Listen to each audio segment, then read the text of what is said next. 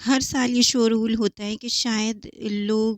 اس سال قربانی نہیں کر پائیں، کیونکہ اس مرتبہ قربانی بہت مہنگی ہے، لیکن جو جو قربانی کا موسم قریب آتا ہے تو بازاروں میں اور گلیوں میں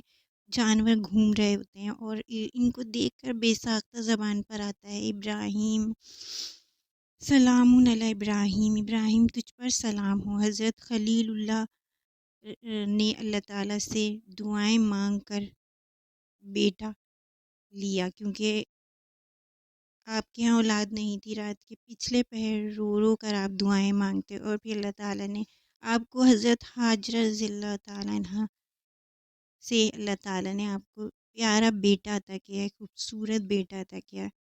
جس کا نام آپ نے اسماعیل رکھا۔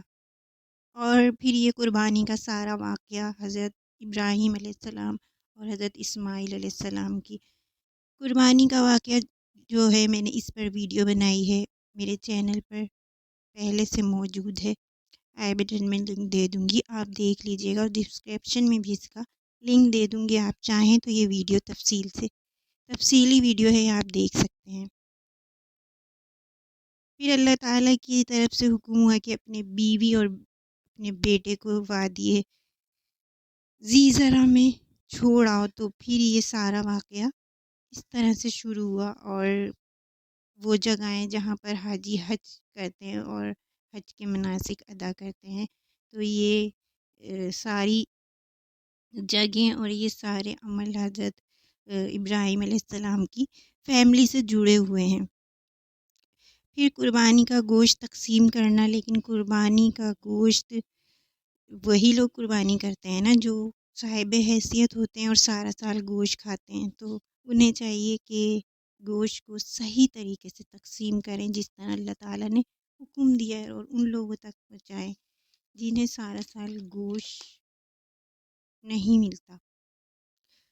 اور ایک یہ کہ جو لوگ شاپر لے کر گھوم رہے ہوتے ہیں اور گوشت مانگ رہے ہوتے ہیں، تو یہ بھی انتہائی غلط ہے، کیونکہ جس کے گھر میں ایک وقت کا بھی کھانا موجود ہے،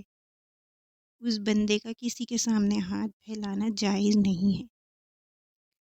کسی طریقے سے بھی جائز نہیں ہے۔ اور جس بندے کے گھر میں ایک وقت کا کھانا موجود نہیں ہے، کچھ بھی اس کے پاس کھانے کے لیے موجود نہیں ہے،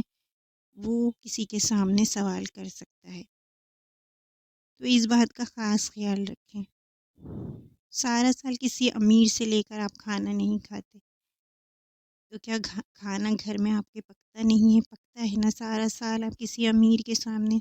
ہاتھ نہیں پھیلاتے گوشت کے لیے، تب بھی آپ کے گھر میں کھانا پکتا ہے۔ اگر آپ کے گھر میں ایک وقت کا بھی کھانا موجود ہے، تو آپ کو کسی کے سامنے ہاتھ پھیلانا نہیں چاہیے، یہ خیال رکھیں اس بات کا۔ اور شکوہ بھی نہ کریں کہ فلاں نے قربانی کی ہے تو اس نے اتنا سارا گوشت کیا کیا۔